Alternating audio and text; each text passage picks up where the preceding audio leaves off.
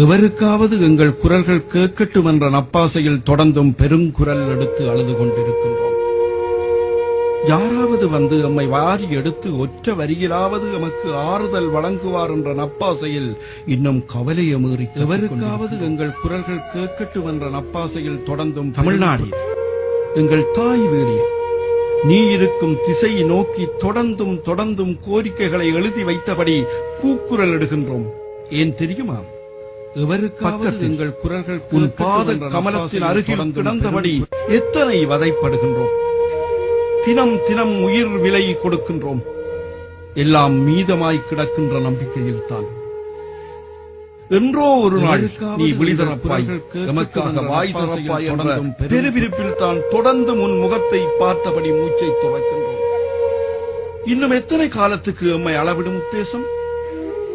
இன்னும் எத்தனை நாட்களுக்கு எம்மை தவிர்க்காவது எங்கள் குரல்கள் கேட்கட்டும் நப்பாசையில் தொடர்ந்தும் பெரும் எமக்கு உன்னை விட்டால் யாரம்மா கெதி?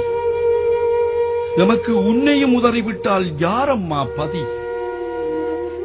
காற்றுக்கு முகவரியிட்டு எமது கவலையை சொல்லியிருந்தால் இத்தனை கிடையில் காற்று வந்து எம்மை பெரும் கடலுக்கு முகவரியிட்டு எம் சாக்குரலை தூது அனுப்பியிருந்தால் கடல் பொங்கி வந்து எம்மை தம் அலைக்கரத்தால் அரவணைத்திருக்கும்.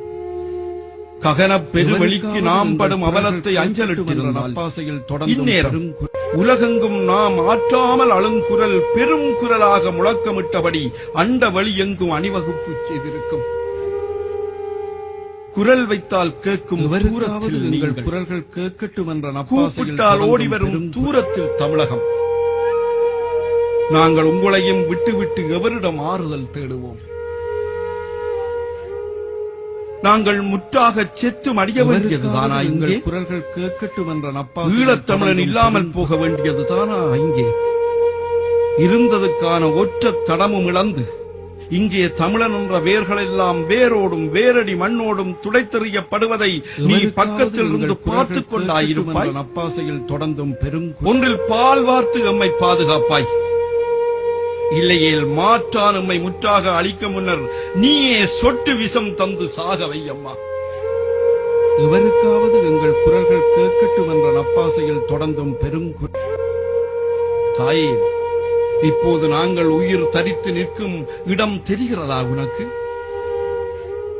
உந்தன் முகத்தில் முத்தமிடும் மிக அருகில் கடற்கரை கிராமம் ஒன்றில் நின்று சத்துக்கும் என்ற நப்பாசையில் தொடர்ந்தும் பெரும் முன்னரே மனிதர் அதிகம் குடியேறாத ஒரு மணத்திட்டு காணல் அடிக்கும் ஒரு கட்டாம் தரை, கோடையில் உப்பு விளையும் ஒரு உப்பளம், மாத்தளர் என்ற ஒரு நெருப்பு வலயத்துள்ளும் முள்ளிவாய்க்கால் என்ற அலையடிக்கும் ஒரு வறண்ட திட்டுக்கும் இடையே ஆக 7 கிலோமீட்டர் உள்ள சின்ன வலயத்துள்ளே இப்போது 3 லட்சம் தமிழர்கள் முண்டி அடித்து மூச்சு விடுகின்றோம். ஆக மூச்சு விடவே முடிகிறது என்ற நப்பாசையில் தொடர்ந்தும் பெரும் நாளை அந்த மூச்சையும் எதிரியின் நெறிகணைகள் பறித்து விடும் என்ற பயத்தில் இன்று வரும் சுவாசத்தை மட்டுமே சுவாசிக்கின்றோம். நாங்கள் இங்கு படும் அவலத்தை எப்படி சொன்னாலும் அது உங்களுக்கு கேட்கட்டும் என்ற நப்பாசையில் ஒரு தரம் வந்து பார்த்தாலும் எங்கள் அவலத்தின் கனபரிமாணம் முழுவதும் தெரியப் போவதில்லை. ஒரு காலம் பெரிய வாழ்வுக்கு அதிபதிகள் நாங்கள். ஆளுங்கள் குரல்கள் கேட்கட்டும் அதற்குள்ளே பெரிய வீடு பெரும் காணிக்குள்ளே கிணறு என்ற அமிர்த வருஷினி. வாழ்வுக்காக பல வழிகளில் தொழில்கள் இருந்தன. பசித்தறியாத ஈழத் தமிழரின் வணங்கா மண் என்ற வன்னியின் பூமி புத்திரர்கள் இன்று பட்டினி அவலத்தில் எழுந்து நடமாட இயக்கமின்றி கிடக்கின்றோம். வந்த விருந்தோம்பி வருவிருந்தை வரவேற்று சந்தை முழுதும் எம் தலவாசல் பரப்பியது ஓர் குடியின் கொடியின் கொழுகொம்பு ஏதுமின்றி பசியின் கொடுமையிலே பாழ்பட்டு கிடக்கிறது. தாயே, வந்த விருந்தோம்பி வருவிருந்தை வரவேற்று சந்தை முழுதும் எம் தலைவாசல் பரப்பியதோர் குடியின் கொடி இங்கு கொழுகொம்பு ஏதுமின்றி பசியின் கொடுமையிலே பாழ்பட்டு கிடக்கிறது. இன்னும் சொல்வதற்கு எங்களிடம் என்ன மொழி இருக்கிறது மீதமாய்?